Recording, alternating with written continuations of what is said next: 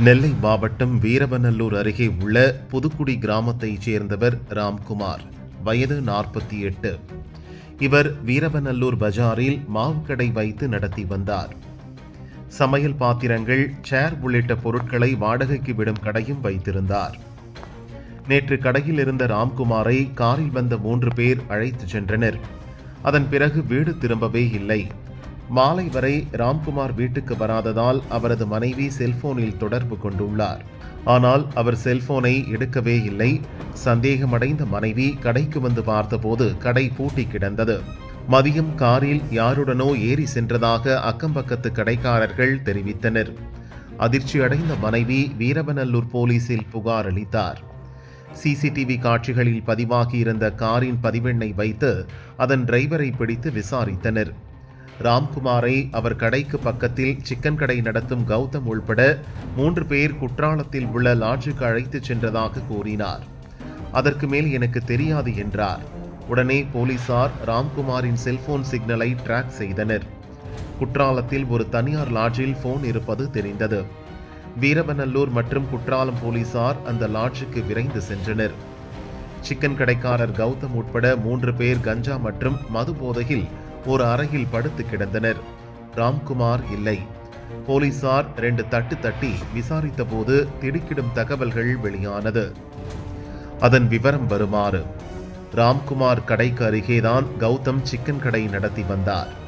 வியாபாரிகள் என்பதால் இருவருக்கும் நல்ல அறிமுகம் இருந்தது. கௌதமை பற்றியும் அவர் செய்யும் வியாபாரம் பற்றியும் ராம்குமார் கிண்டலடித்து பேசுவது வழக்கம். தொடர்ந்து கிண்டலடித்து பேசியதால் கௌதம் வெறுப்பில் இருந்தார். இந்நிலையில் புத்தாண்டு வியாபாரத்துக்காக சேர், நாற்காலிகளை வாடகைக்கு கேட்டுள்ளார் கௌதம். ஆனால் ராம்குமார் கொடுக்க மறுத்துவிட்டார். உனக்கெல்லாம் சேர் தர முடியாது என கூறி வழக்கம் போல கிண்டல் அடித்ததாக கூறப்படுகிறது. இதனால் இருவருக்கும் வாய் தகராறு ஏற்பட்டுள்ளது. மற்ற வியாபாரிகள் விலக்கிவிட்டுள்ளனர். இதனால் ராம்குமாரை பழிவாங்க கௌதம் முடிவு செய்தார். நண்பர்களுடன் சேர்ந்து ராம்குமாரை தீர்த்து கட்ட திட்டம் தீட்டியுள்ளார். அதைத் தொடர்ந்து நேற்று ராம்குமாரிடம் கௌதம் சமரசம் பேசுவது போல நடித்துள்ளார். அதை நம்பிய ராம்குமார் சமாதானமடைந்தார்.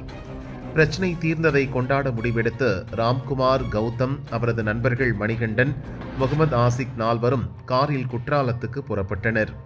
பராசக்தி மகளிர் கல்லூரி அருகே ஒரு லாட்ஜில் அறையெடுத்து மது குடித்துள்ளனர். கஞ்சாவும் புகைத்துள்ளனர்.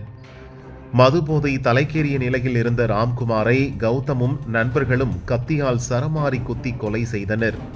நள்ளிரவில் ராம்குமார் உடலை லாட்ஜ் அருகே உள்ள புதரில் வீசியுள்ளனர். பிறகு போதையில் மீண்டும் அதே அறைக்கு வந்து கௌதமும் நண்பர்களும் தூங்கிவிட்டனர்.